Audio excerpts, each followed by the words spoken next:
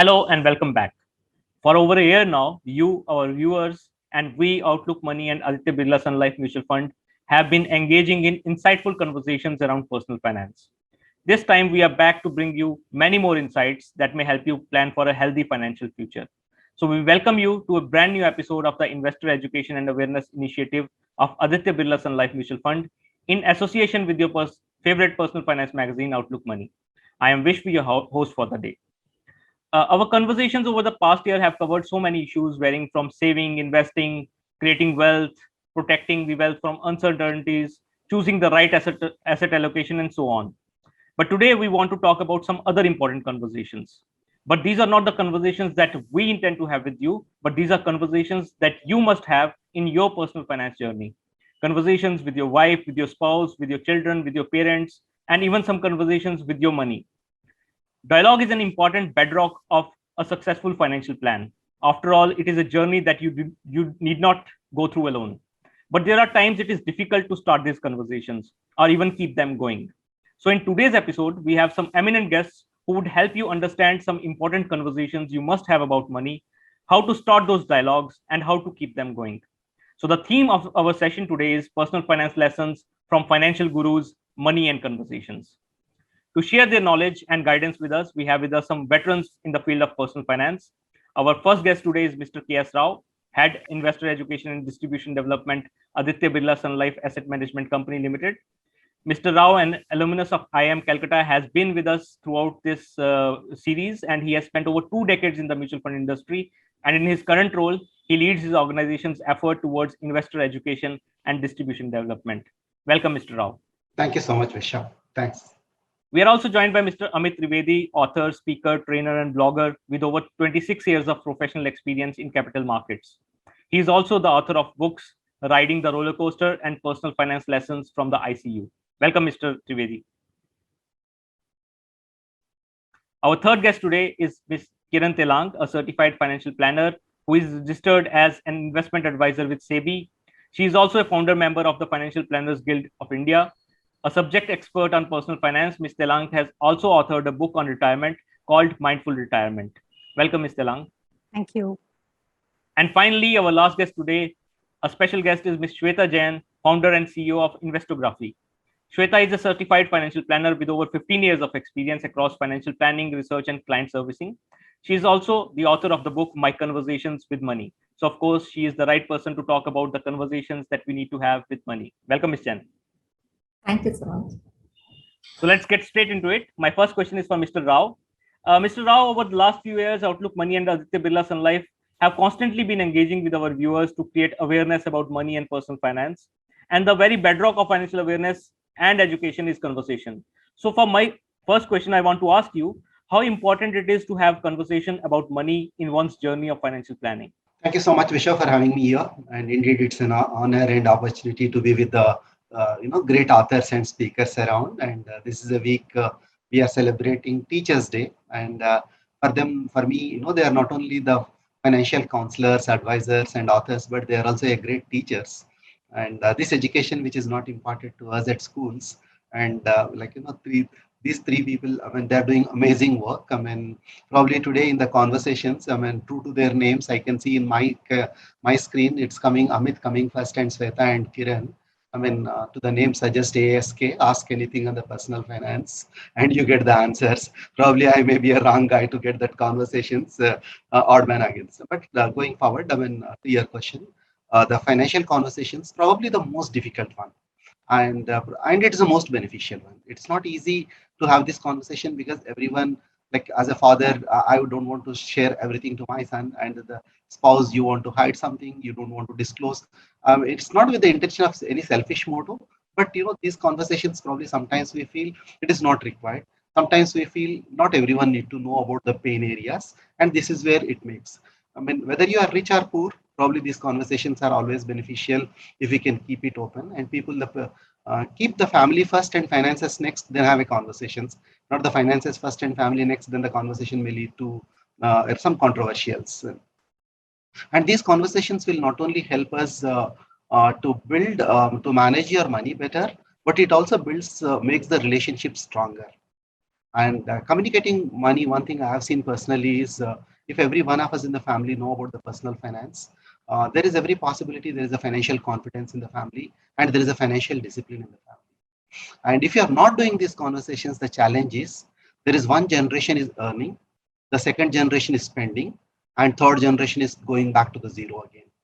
And these conversations will help to create that wealth generation after the generation and sticking to those values which we can bring in. And whether we are rich or poor, all that we need to get into the prosperity and we need to continue with the prosperity. These conversations probably, I feel it will build a communication between us which can change.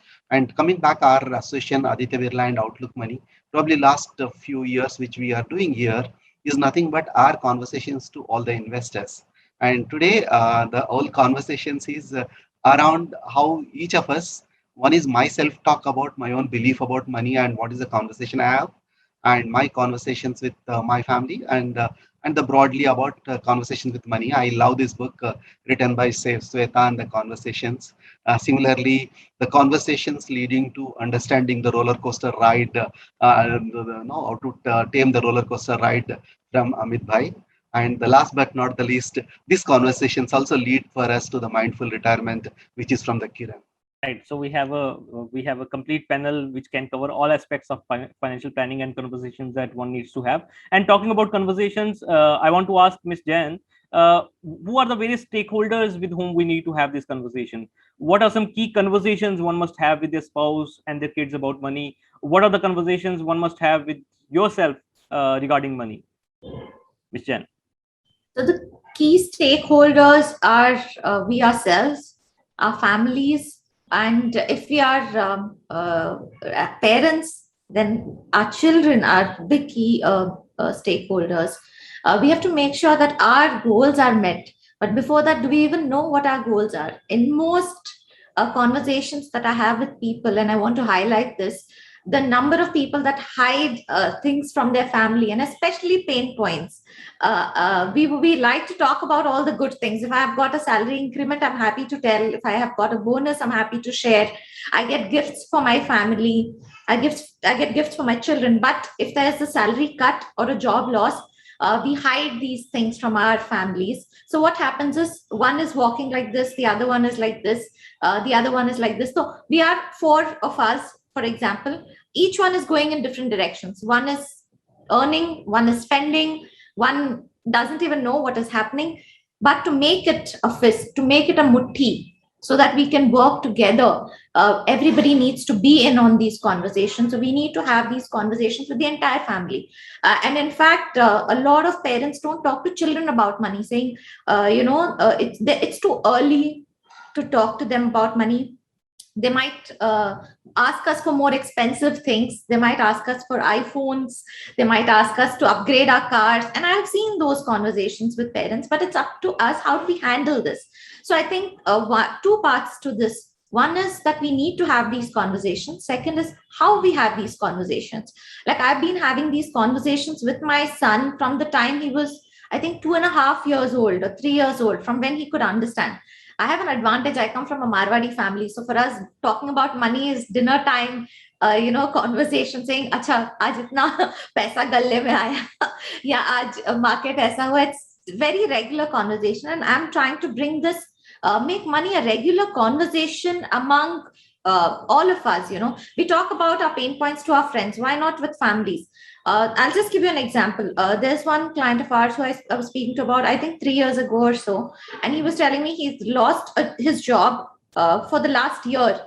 And he was living off his savings first and then taken personal loans, but kept his family's lifestyle the same. He did not even tell his wife that he's lost his job. I mean, that much responsibility he felt. And after that, when he'd come to a dire situation, now he's asking me what to do.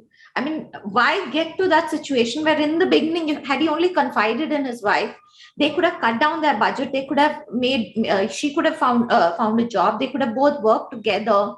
But we wait for something really bad to happen, and then these things take priority, right? So one recommendation to anybody who wants to talk about money is, don't take this up as a confrontational topic. Don't take this up when something has gone wrong. Take it up as a regular conversation. Set up a time and say, today we will talk about where we want to go from here. So when you talk about money as a family, money is important, but it's not the end of it, right? For us, our children's education is important, our retirement is important, that vacation is important. COVID times, you're not taking vacations, but we're still dreaming of vacations, right? Saying, jab ye khulega, hum yahan jayenge. Like we are already talking about Dubai in our family because my brother lives there. So the minute we can travel, we want to travel. But where will the money come from, right? Last 1.5 years, budgets have gone off the rails, right? Incomes. There were months when there was no income at all.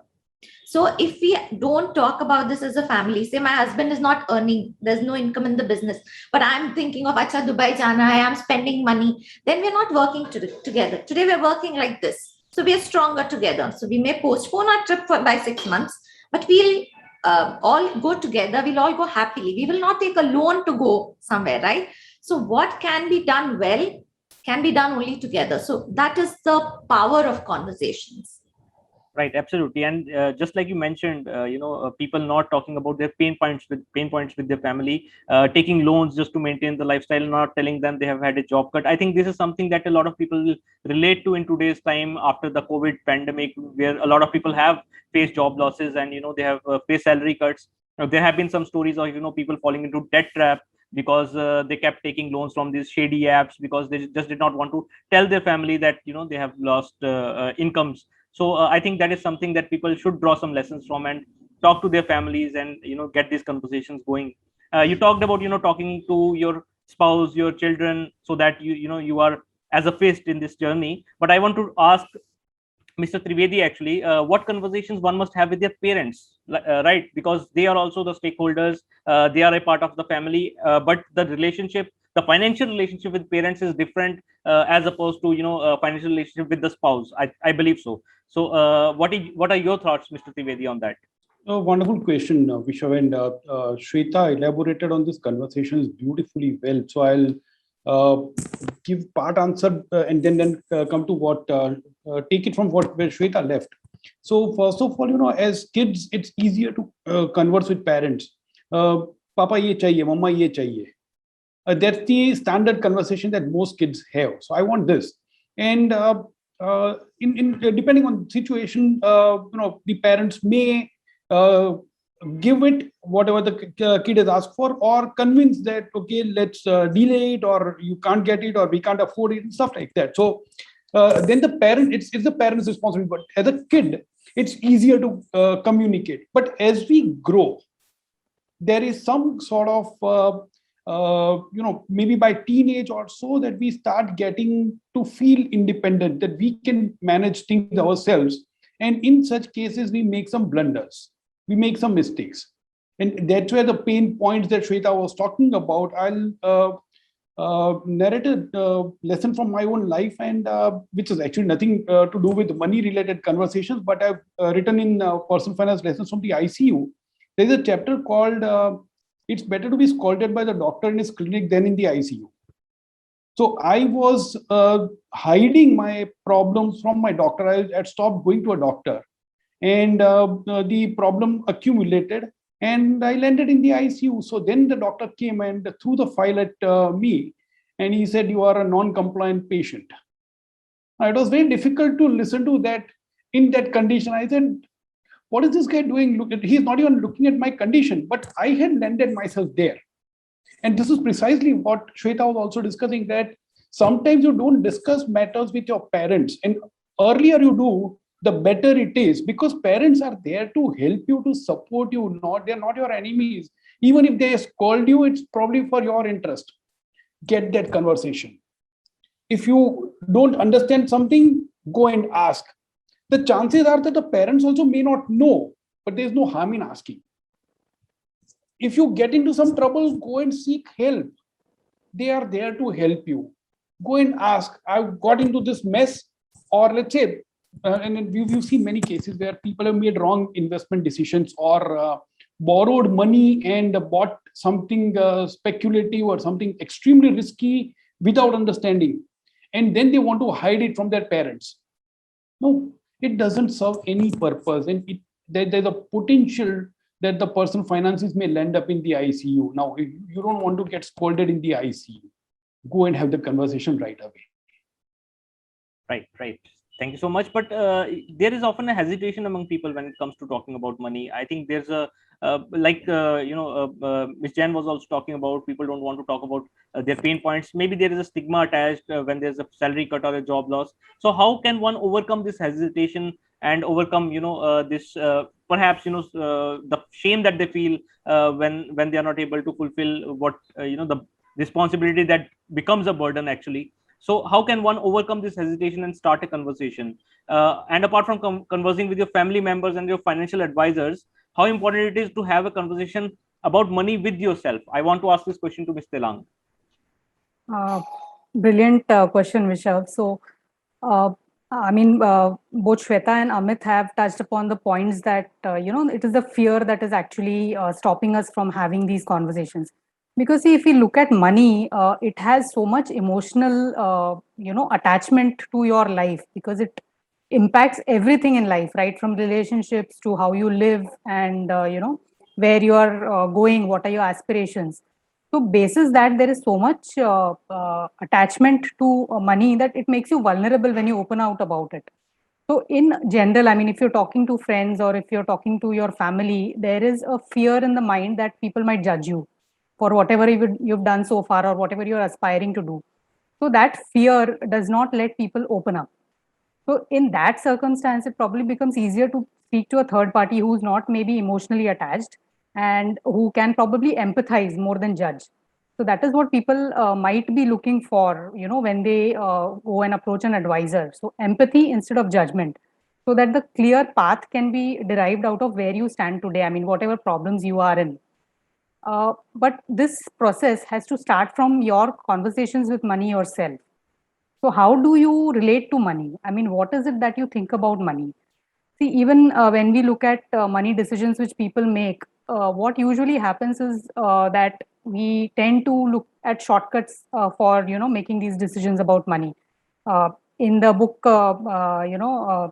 even Amos Tversky and he has said that thinking fast and slow, basically your mind has two parts, one which thinks very fast and takes shortcuts to come at a decision based on what your experiences have been so far. And there is a second part of your mind which is slow, which takes decisions based on certain learnings over the years. Now, money related decisions have to be made by the second mind, which is slow and which takes certain decisions based on proper thinking.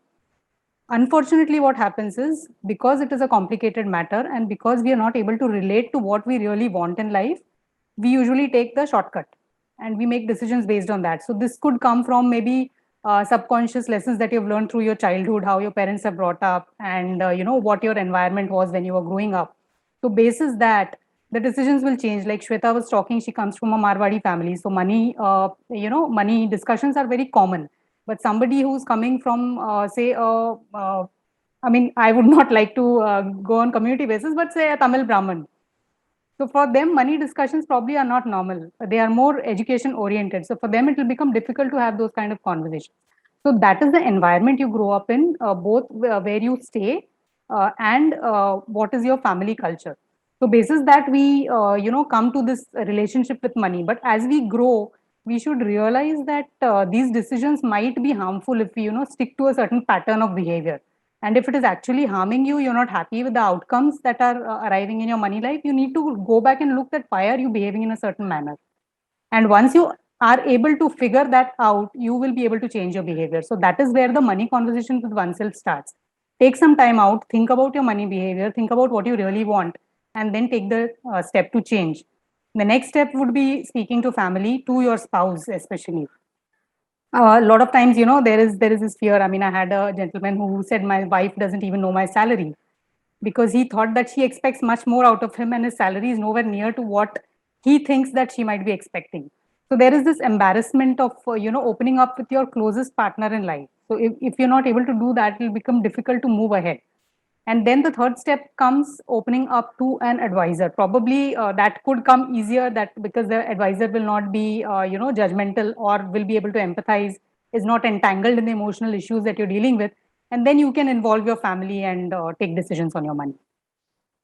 Right. So the very first thing to do is have a conversation with yourself regarding money, and then you can open up to others. So I want to ask Mr. Trivedi just a follow-up question: what conversations one should have with themselves regarding money? So for non-starters, this is one of the toughest things to understand. I mean, what do I talk to myself, and that too about a subject which is appears in a foreign language for many of us, because we never taught this subject of money. So how do I talk to myself about money? That's a brilliant question. Now let's look at what Shweta was mentioning earlier, about what do you need the money for. There are certain financial goals that you do meet in life. Now, what are these financial goals? All these financial goals are deferred expenses to be incurred in future. If that's the case, then the first conversation that I need to do is I have to decide between how much I spend today and how much I keep it for tomorrow. Right? So goals, this is a decision. Now, then you extend it further. The discussion on goals is all about the kind of life that you want to live. Now, all of us probably had some thought in mind when we were kids that I want to do this when I grow up, I want to do that when I grow up. And this is the kind of conversation that many parents have with their kids. Bada hoke kya banega, badi hoke kya banegi. Now, if that's the case, we've already started dreaming from very young age. And these dreams are about the kind of life that we want to live. Today, almost every kid would probably want to become a Neeraj Chopra. Well, wonderful. So that's the dream. Now, how do you fulfill that dream? How do you reach that dream is where money plays a vital role. The second thing that I would do is to ensure that though money is critically important to live the life of my dreams, the life of my dreams is far more important than money. I would not spend too much time chasing money and then forget living the life. That's the other reminder that I'll keep giving myself. The third, we just touched upon this topic about making mistakes or feeling embarrassed, or what Kiran was also talking about, the memories that we have from childhood, which shape our character and behavior and attitude towards money. I'll keep reminding myself at various decisions, what am I taking this decision for? Now let bygones be bygones. I'm taking this decision for a better future. And what is that better future? That better future is articulated in my financial goals. These are the goals for which I need to take financial decisions today, because the consequences are going to be felt tomorrow, not today. Today, a lot of times there is something called instant gratification. I do something and I'll feel very good today. And then that typically happens when you spend money. And it happens even more when you spend the money that you don't have through loans and credit cards. Now you feel so good, but then the payment has to be made sometime in future. So keep reminding about these things, that money is a means to an end called life of one's dreams. Number 3, we all make mistakes because we are not taught this subject. So what do? When you don't know the subject, don't be too adventurous. You have the luxury of being adventurous and taking risks when you are young. Beyond a point, your risk-taking ability keeps going down because the responsibilities keep going up.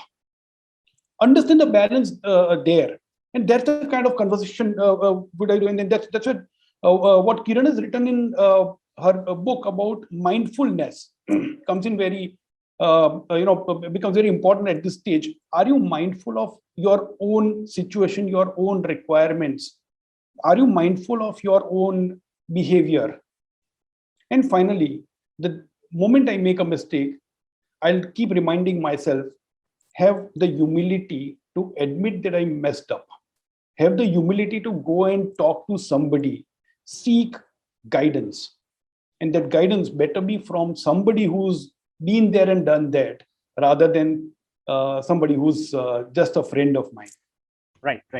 So conversations about money with your spouse, with your kids, with your parents, with financial advisors. But should there also be a conversation with money? What do you tell your money? I ask you this question again, Mr. Trivedi. Oh, actually, this question should go to Shweta because that's the title of our book, Your Conversations with Your Money.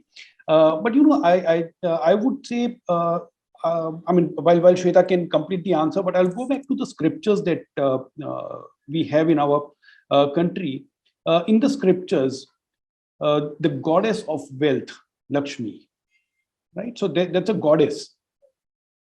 What kind of conversations do you have with a goddess? You talk to a goddess with a lot of respect, reverence, and you bow down in front of her. Which means when you're and she's called goddess mother. So when you talk to your mother, the way you talk to your mother is very different from the way you talk to somebody else. So there is love between a child and a mother. There is respect between a child and a mother. And you don't want to see your mother getting hurt. You don't want your mother to feel sad. I think that's the kind of approach I would personally believe we can always remember. Over to you, Shweta. Thanks, Amit. So I tell my money just one thing. I tell my money to behave. So I tell my money to behave well, to behave the way it should, and to behave the way I want it to. So when actually I'm talking to my money, I forget about money first thing. Okay, I don't talk about money with money. I'm only closing my eyes and seeing what's important to me. I'm seeing travel, I'm seeing a house, I'm seeing a retirement home, I'm seeing my kids graduate, I'm seeing my big fat Indian wedding of my son.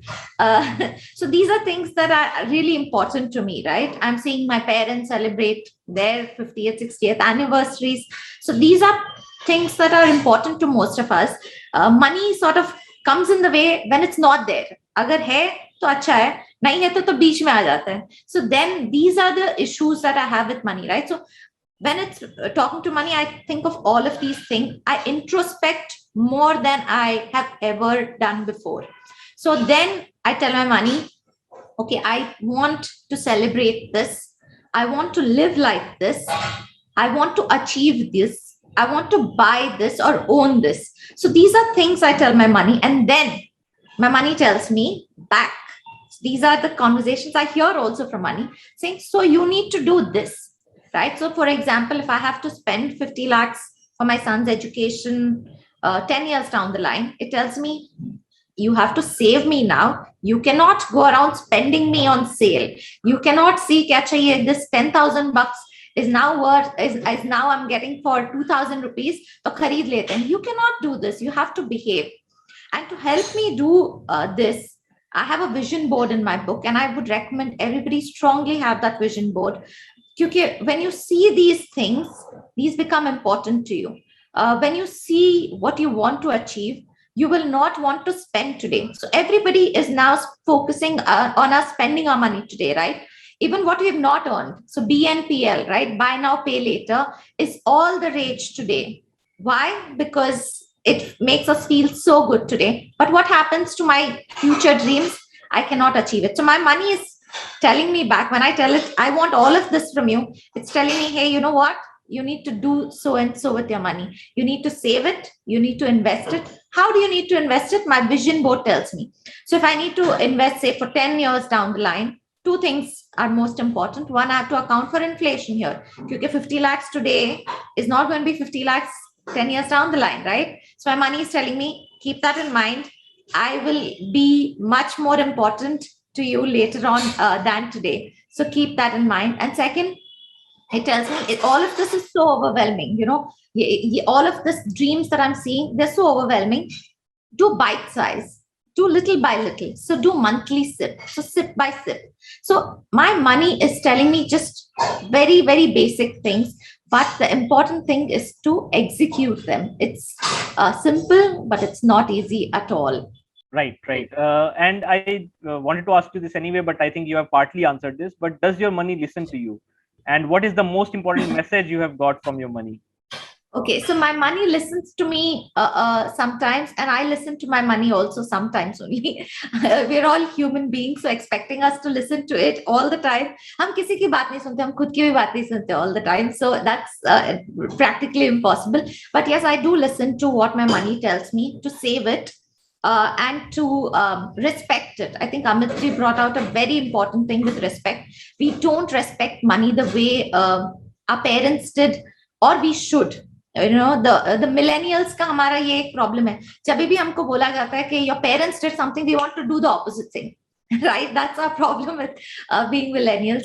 So just one thing when it comes to money, just because your parents did or said something doesn't mean it's wrong. So we have to make sure that we are listening to our money, we are respecting it, and we are not buying now and paying later. I think this is making us habituated, addicted in a form, because this gives us dopamine, a feel good factor right away. And that means we are going to be addicted for a long, long time. I just want to give an example of, say, food delivery services, right? So initially we got offers, we got free delivery, we got all of that, and we got hooked on to free home delivery of food.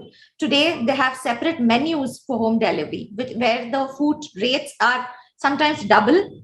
We are charged for delivery. And Upar say there is also this one other button that comes saying, give your delivery partner an extra tip because they're working so hard. And I feel so guilty when I don't click it, So they've habituated that. And I still order knowing that I'm paying double what I would have. Right. So it's an addiction. I would definitely tell my money, I'm not going to buy now and pay later. That's one thing I'm not going to do. I'm going to respect you and make sure that how you're there for me, I'm there for you as well. Right. And what is the most important message you have got from your money?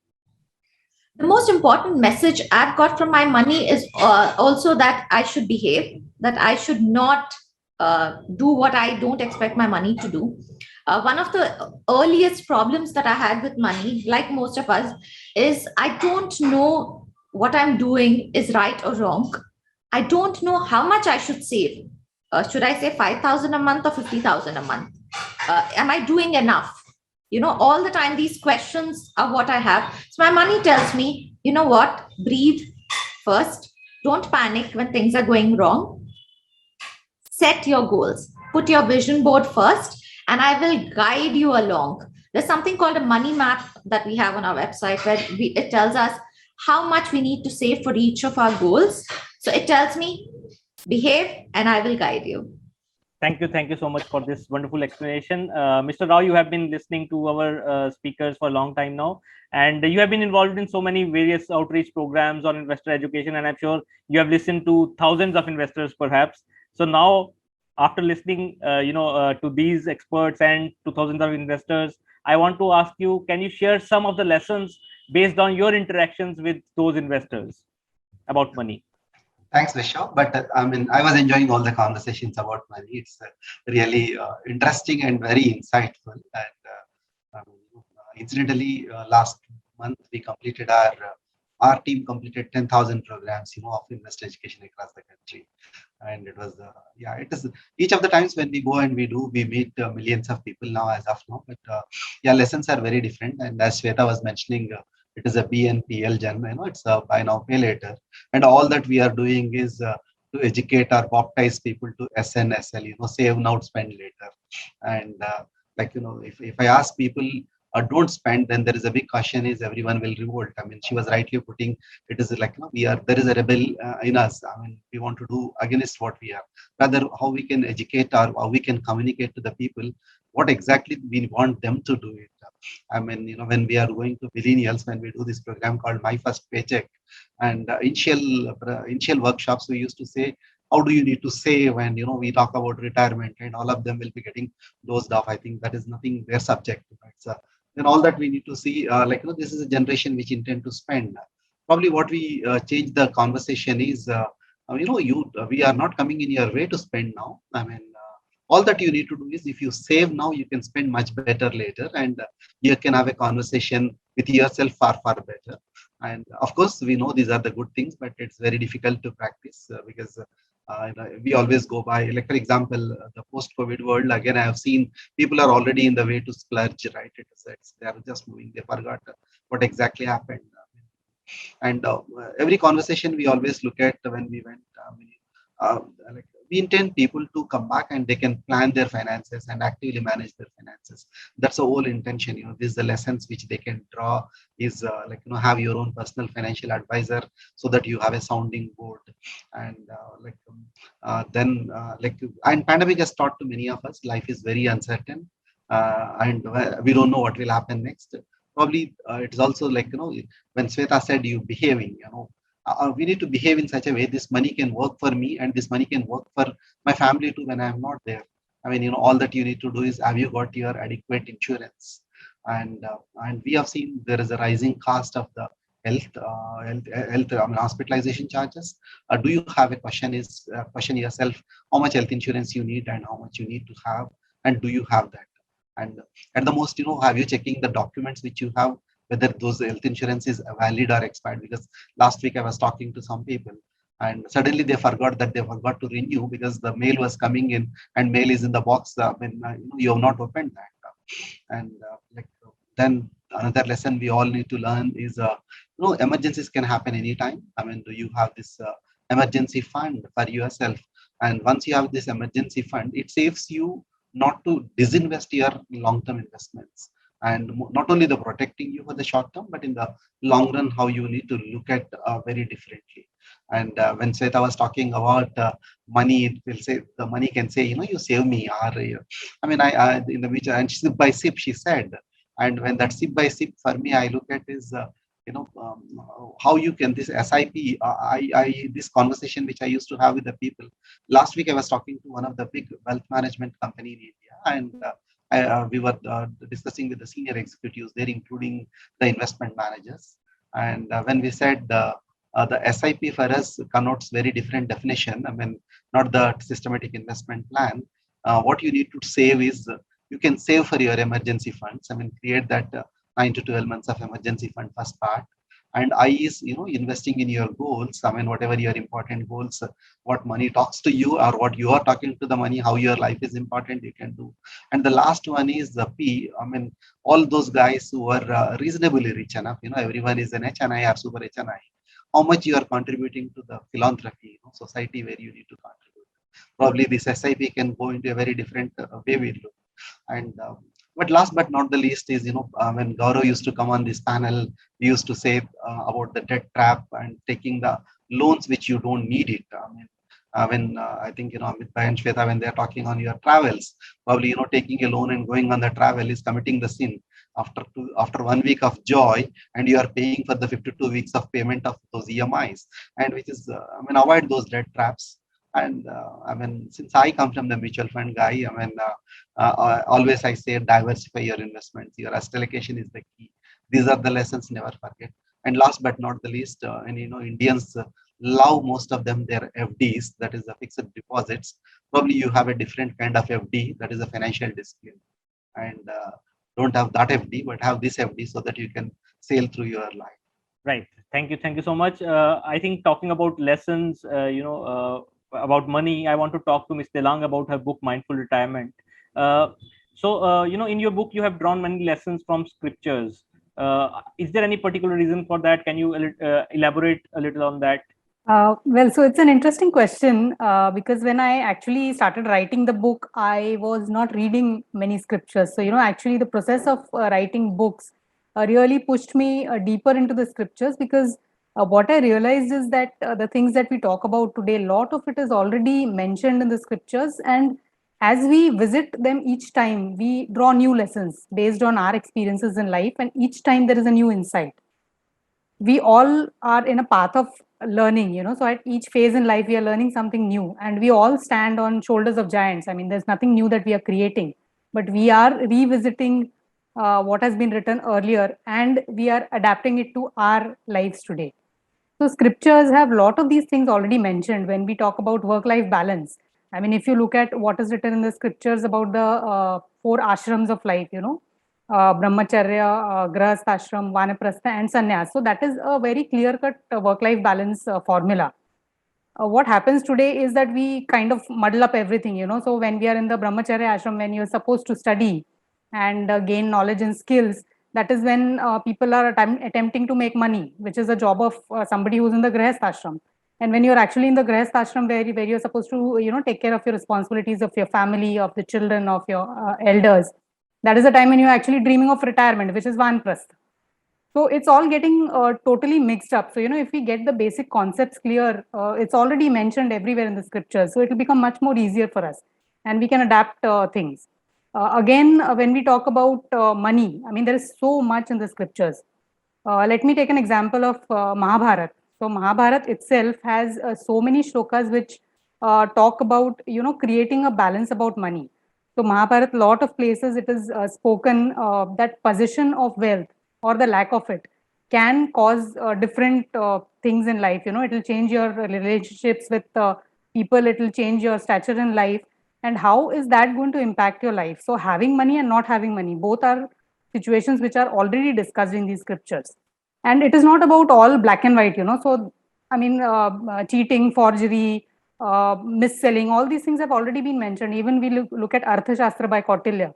So there is all these things are already mentioned. I mean, it is not something which is new or which is happening only today. It's been happening since, long time. So if we understand these things, it becomes a little easier for us to adapt to what is happening today. Otherwise, we keep on blaming the situation, the society for what is happening to us. But going through these, I realized that there is more acceptance of the way the world is. And once you accept that, it is much more peaceful to move ahead in your own life and make your own decisions. So when you're losing money, you instead of blaming somebody else, why don't you look at what you are doing, as a buyer of certain products, so be it financial or non-financial products. Are you aware of what you're actually doing? Why are you buying certain things? Why are you blaming somebody else for mis-selling? I mean, why are you not aware yourself? You are buying it out of greed probably. So is that the fault of the somebody who's selling? It's his or her job to sell you the things. But why are you buying it? So all these things are already mentioned in the scriptures. And I think that is the reason I went back. And as I said, I mean, I learned a lot while writing the book itself. And I feel I'm just at page 1 of, the entire vast wealth of scriptures that is already there. So I've just started learning and I'm very happy to have begun on this path of learning. Right. So there are lessons and advice, all around you. They are in the scriptures, like you mentioned. Mr. Trivedi had earlier mentioned that you can seek advice from your parents. But Mr. Trivedi, in your book, Personal Finance Lessons from the ICU, you have also talked about taking advice from friends and relatives, right? So can you please elaborate on the same? That's an interesting. I'm sorry. That's an interesting psychological phenomenon because we want to take advice from people we trust. And this trust is made up of two things particularly. One is I'm talking about somebody from whom we are seeking advice. We expect this person to have knowledge and skills, number one. And number two, we expect this person to have character and integrity. Now, because I don't know the subject, how do I evaluate somebody's knowledge and skills in that area? So what do? I fall back on the other two, which is where trust and character come in. And who better than my friend or a relative or a close colleague in the office than somebody else that I can trust in terms of character and integrity. He's my friend. He'll not do anything wrong for me. He's my relative. He's well-meaning to me. And in that dilemma, we fall to this trap that we ignore that the person may be of highest integrity, may be well-meaning, but he may lack the knowledge. Be very careful in this case, and that's where while Kaun Banega Crorepati is live right now, I borrow from two lifelines out there. Ask the expert is always better than phone a friend in this case, especially when it comes to matters of expertise. So evaluate the experts also in terms of both the expertise and character. But only one of the two is never enough. In fact, the big fear that a lot of people have is if I go to somebody who has got excellent knowledge, but he is low on integrity, this person can really, commit a huge fraud and finish me financially. So that's the big fear. But I would say still, maybe if required, take references, talk to 3 or 4 people, ask questions. There is no hurry to take a decision of hiring an advisor. Take your time, have a couple of meetings, and then decide. But phone a friend often could turn out to be dangerous. Right. So we talk to the money, we talk about money, we take advice from our relatives, our advisors, our parents, from scriptures. But when you have a plan and when you are implementing that plan, there are some challenges that people face while dealing with money. So I asked Ms. Jan, what kind of challenges people face while dealing with money after they have had all these conversations, and when they are executing their plans, what are some of the challenges that they come across, Ms. Jan? Yeah, so some of the challenges I would think are one is the uncertainty, right? So, uncertainty everywhere around, whether it's to do with our own jobs, our lives, or whether it's markets, environment around us. So, uncertainty definitely is a challenge. Another challenge that we see is the goalposts keep changing. And while we are on track for something, our goalposts then suddenly change, and that sort of puts everything back on planning, right? So also this while I'm a planner, there is this saying that man proposes or man plans and God disposes, right? So a lot of things can change between now and when you have your goal or when you intend to do something. So we have to make sure that these challenges we can overcome. So the first thing is, like I mentioned earlier as well, breathe. Once you're only in your calm space, can you think? Otherwise, you're going to react. So don't react, respond. So whether it's market corrections, whether it's market high, low, whether it's sunny, rainy, whether you've lost your job, whether you've lost a loved one in a scenario like this, we have to first calm ourselves down and then take these decisions. There are so many people taking decisions when they are in a very emotional state. And that is the worst thing that you can do to yourself, not to your money, but to yourself. I'll give you an example. Like when somebody lost her husband, the first thing that she got to know was that they had so much more money than her husband had ever told her. Husband had always told her that we have only so much, so live within this much only. So suddenly she sees that there is so much more money than that was there. And she also felt, which we realized later, that her husband had betrayed her in a way because he had lied to her. So what happened to her at that time was, her own son and daughter, when they would do something for her, she actually thought that they are trying to betray her as well. So on her investments, and this is a real story, on her investments, she kept changing nominees. First, she put her son, then her son did something. She said, no, I want to put my daughter. Then she put her daughter. The last thing she actually did was she put all her grandchildren as nominees. And that is when she had a little bit of peace of mind. So when we talk about money, it's not just, these are numbers or these are investments on the that we are tracking. Most people, especially young people, we don't realize. So we see a stock market ticker, okay, that is our money, or the portfolio value, that is what we have. That is not what we have. These conversations, because we've not kept somebody in the loop, that person has felt a huge betrayal of trust, and that has now defined the way she will live forward. That was definitely not what her husband had in mind, but that is how it turned out. Right? So these are challenges that you see, and money is a very, very emotional thing. It can make or break you. Like, for example, if you have financial independence, if you're financially free, you can take any decisions. You don't feel tied to anything. I'll give you just an example. A client came to us talking about how he wanted to quit his job and start a business. Okay, very true for many of us, right? And when we did his plan and we said, okay, you can afford to do that. He said, you know what, but I don't want to. There are just 1 or 2 aspects of my job that I don't like, but I really like what I do. So I'm not going to quit. But having known that, he's free to do that, he felt this huge weight off his shoulders, and he said, this is great, so I can now do my job peacefully. So these challenges keep coming up, and when you have this kind of clarity, it's like a sudden, that fog is moved away and you can see everything clearly. Otherwise it's this fog and you're so uncertain, you cannot move forward, you cannot move back, you're just stuck. When you get this clarity, and the fog is gone, you can then move forward. Right, absolutely. You have to be clear about your goals, and only then you can move forward with your financial plan.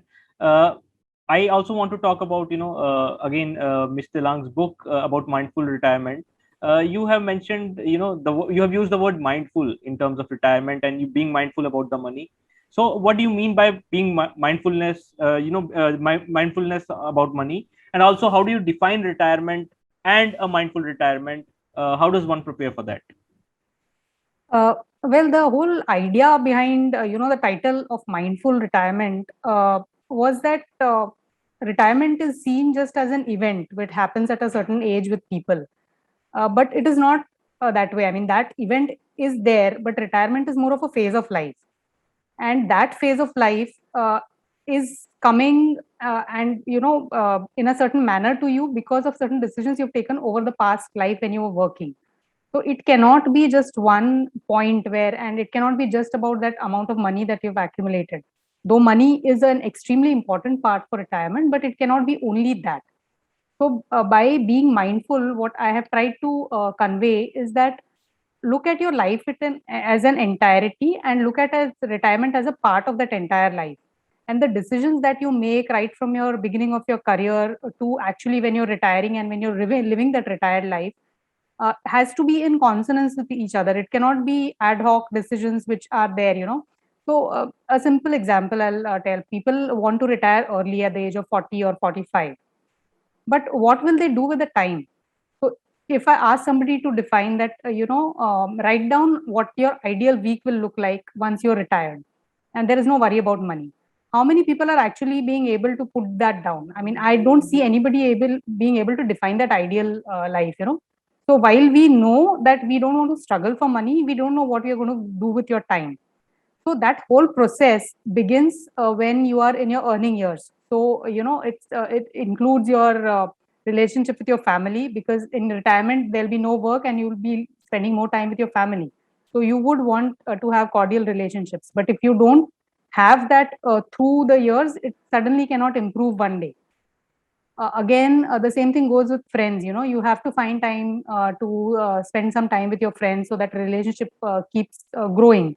Otherwise, all your life, if you have only friends who are from your work, and one day you leave your company and the friends are still working, you don't have any friends. Then whom do you spend the time with? You want to enjoy life, but you need friends to enjoy it with, right? So that is not there. Then you talk about your hobbies, about what are you actually going to do when you have the time to do it. You cannot just suddenly take up a hobby at the time when you're retiring. So that has to develop over the years. And people have these ideas about, we'll get into social work and things, but it's not that easy, because what you imagine, it will feel like, probably it feels very different when you actually do it. So it is an ongoing process. It's not just at one point of time that you will change everything from your life, from X to Y. So it is an ongoing phase. Now, where does money come into this entire thing?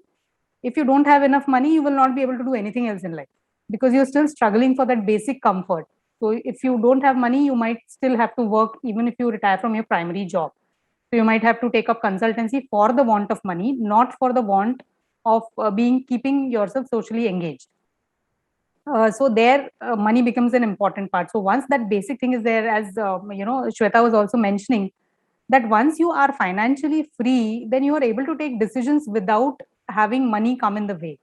So you can take the decisions that you actually want, whether you want to work, not work, take up something new, or help other people. So all those decisions, all those paths become open to you. So having that money is extremely crucial, but it has to come not at the cost of everything else in life, because money eventually is there to support your life. It's not the other way around. Right, absolutely. And it was a very, very insightful conversation, about money we have been having, right from talking to money, talking about money to the retirement. But no conversation about money can be complete in today's time without taking into account the impact of COVID pandemic, right? What are some specific lessons in personal finance one can draw from the COVID-19 experience? I asked Mr. Rao this question. Thanks, Vishal. I mean, probably we spoke earlier most of the lessons which are more relevant, whether it's a pandemic or without pandemic. And the first thing we need to look at this pandemic starters is don't predict. You need to prepare for it. And second could be world can change in a week. Are you ready? Because it's like that emergencies can come anytime, but you need to be get prepared for it. And something we don't forget is we always in the fear, but probably this pandemic also taught in the last 18 months, and we had our conversations on throughout. And that shows we are stronger than what we can think. It's I mean, we all come out of it very, very strongly on this. When majority of the people, and it has come out. And two thing we need to measure is not exactly the wealth, but the first thing is the health. Then rest of the things fall in place. And coming back on the finances, definitely, like apart from what I spoke earlier, whether you have an emergency fund, you have adequate life insurance, adequate health insurance, and having invested rightly. But have you kept your will right? I mean, I keep telling people during while we are living life, we should have that will to live longer. WILL, wish I live longer. But unfortunately, it is not in our hands. Have you kept your will ready? That's that ensure that you keep your will. I mean, that's most important, because we have seen this pandemic, most of the people have lost and they are asset rich and liquidity poor, and today even their family is not enjoying the wealth which they have created for it. That's the most important part I look at this pandemic has taught to us. And last but not the least is keep diversify your assets, and do that asset allocation is a key. Don't go overboard. I mean, today maybe, like for example, I talk to my colleagues and friends, everyone will be overboard on the equities, and good, but we don't know what will happen. A year before, when we were on this panel, I remember a lot of questions were coming to Amit on, can I invest gold in now?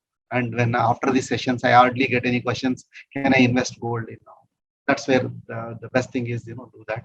And last but not the least, the two bonds are most important. One is bonding with your family. Second, investing in the bonds too. Don't forget that your relationship with the bond and staying in a fixed income to some extent is equally important. Right. And talking about bonds, markets are scaling new heights. Today, Sensex crossed 57,000 points. And, people are saying that equity markets are likely to deliver higher returns than bond markets over the long term. So I want to ask Mr. Trivedi, in such a situation, shouldn't everyone put all their long-term money into equity markets? It's interesting that, it's interesting when Sensex crossed this new level of 57,000. Anyway, I don't really know what is so significant about a particular number, but that's a different conversation altogether. It also happened during the same week when Mr. Warren Buffett turned 91. So I just read a message somewhere that learn from Warren Buffett and invest 100% in equity. I think that's a wrong lesson to take. Personal finance is always personal first and finance later. So while equities have a long-term track record of generating high returns, higher than bonds, higher than inflation, there is a huge risk involved in the short term. The markets may go up very fast, they may go down very fast, and we've seen many episodes. There are at least in last 40 odd years, there are at least 7 times when in a very short period of time, from top down, the markets have lost more than 30%, 7 times. While that 100 has become 57,000, you could have seen 30% drop in no time. I mean, that's scary. Now, why is it scary? Because it's a psychological impact. We don't really like things which are not linear. We are used to seeing a small rise every period after period. We also talk about our own improvement, that we keep improving. Or in schools, I go from first standard to second to third, etc., etc. So we are used to seeing gradual progress. Whereas in this case, there are huge ups and huge downs, and often psychologically it's difficult to handle that. That's number one. Number two, let's look at what happened during this pandemic. Let's say somebody lost a job in April 2020 and needed money, and entire portfolio was equity, what would you do? You would have, you would have been forced to pull out money when the markets were down. And these things do happen. Economic crisis, job losses, market drops, they do coincide very often. So always identify your needs, define your situation, and from current situation to the financial goals, prepare that journey. That journey is nothing but a financial plan. And if you can't do it yourself, and in most cases, people will not be able to do it yourself, take help. Take help from professionals, get that plan done. And then that plan would ensure that in spite of the ups and downs of the markets, your money would do whatever is required of that money. It's like, I mean, if I take for example, uh, in my house, my kid's job is to go to school and study, and my job is to go out and earn. If I reverse the roles, what will happen? So imagine that I keep equity for short term and debt for long term. What will happen? You can't reverse those roles. Every asset, every investment is meant for certain purpose. If you want the best for that purpose, you can't send Jasprit Bumrah to open batting and Rohit Sharma to open bowling. Let them play according to their strengths. And if that's done, then I think each individual family would own a different portfolio customized to help them achieve their financial goals. So 100% equity, well, some may have, most do not need that. Most can't afford that. Right, absolutely. Thank you so much for this. I think we are out of time, but before we conclude, we have two very successful women today with us, and both are financial advisors. So, in their presence, I want to ask Mr. Rao, would you like to highlight, the importance of financial awareness education among women on the eve of Teachers' Day also? So, what would be your thoughts on that? Thanks, Vishal. I mean, indeed, it's honor to work with all the women, and more so Shweta, Kiran, and it's both of them are gems in their own way they have done. And it's like, and let me also tell you, we have embarked on a mission, and on 14th of August, we have launched a new initiative called For Her.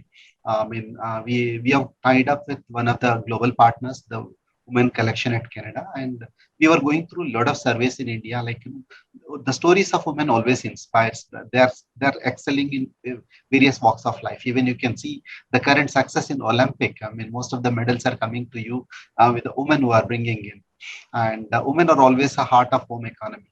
How you can bring the heart of home economy to the center to the Indian economy? All that is with the education, and education is a tool where we can reach. And we have kept an ambitious numbers, in the next 2 years, how we can reach to over 20 million women and educate them on the personal finance. I definitely go back and reach to Kiranji and Swetaji and many other my sister financial advisors and financial planners, because in this mission we need everyone to go together. And I personally feel that will change the way you said. Now this whole topic was on the conversations, and these conversations at home, if your mother is talking, your spouse is talking, and your daughter is talking, your sister is talking, imagine that entire family. I mean, earlier Amitji was talking about the money goddess Lakshmi. Probably that goddess Lakshmi will flourish, and even if you have a male children, probably we talk about Warren Buffett, but there is no woman Warren Buffett. We are not talking about. Probably we can create many people who can create a source of wealth.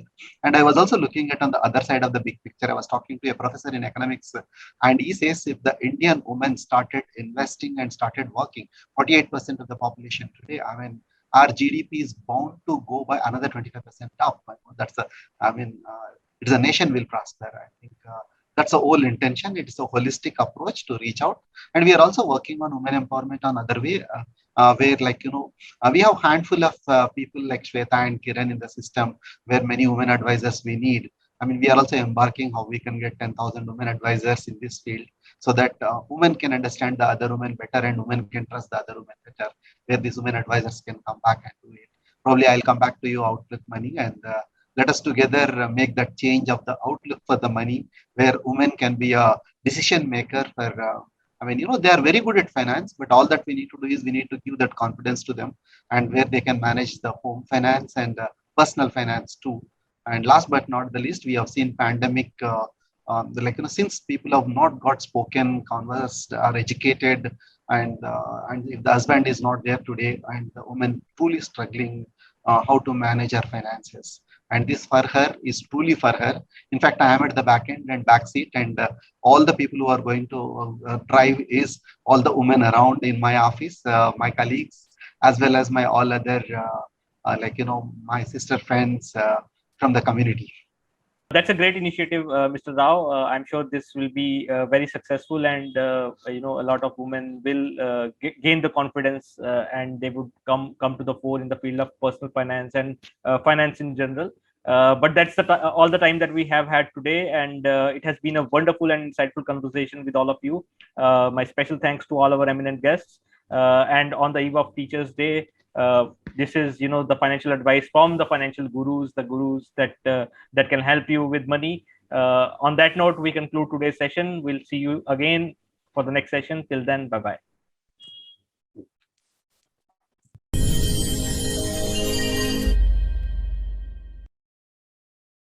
Mutual fund investments are subject to market risks. Read all scheme-related documents carefully.